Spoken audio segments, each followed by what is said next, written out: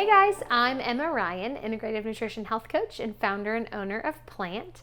And today we are making one of my favorite things. I guess everything is one of my favorite things, but blueberry mini muffins. When I was a kid, I ate way too many mini muffins, but they came from a package. So we started making them ourselves. So we have 1.5 cups of oat flour.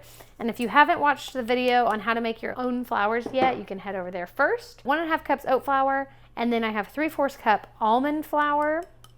I'm gonna add 1 cup of applesauce. So this kind of replaces some of the sugar, some of the oil, helps bind it together.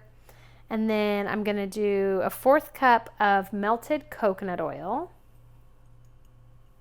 1/4 cup of pure maple syrup, 1 tablespoon of ground flaxseed. So this kind of replaces the egg.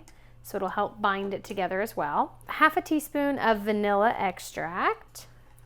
Doing 1 teaspoon of baking powder and 3/4 teaspoon of baking soda.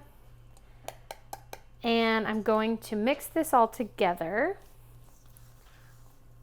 Once this is all well combined, then we're gonna add in our blueberries. You can add your blueberries in earlier. However, sometimes like my blueberries were frozen, and so sometimes that color will actually color all of the batter, which is interesting because then you can just have blue muffins.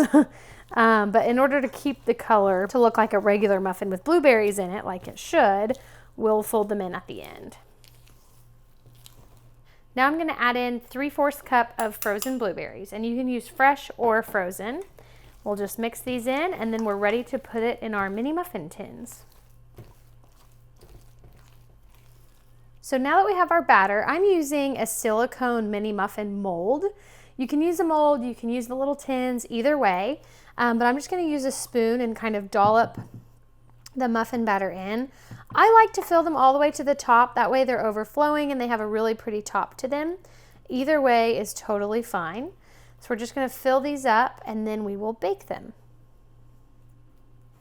Okay, so now all of my muffin tins are full. I have a little bit of batter left over, but I can bake a few more once these come out of the oven. And we're gonna bake this at 350 for 12 minutes.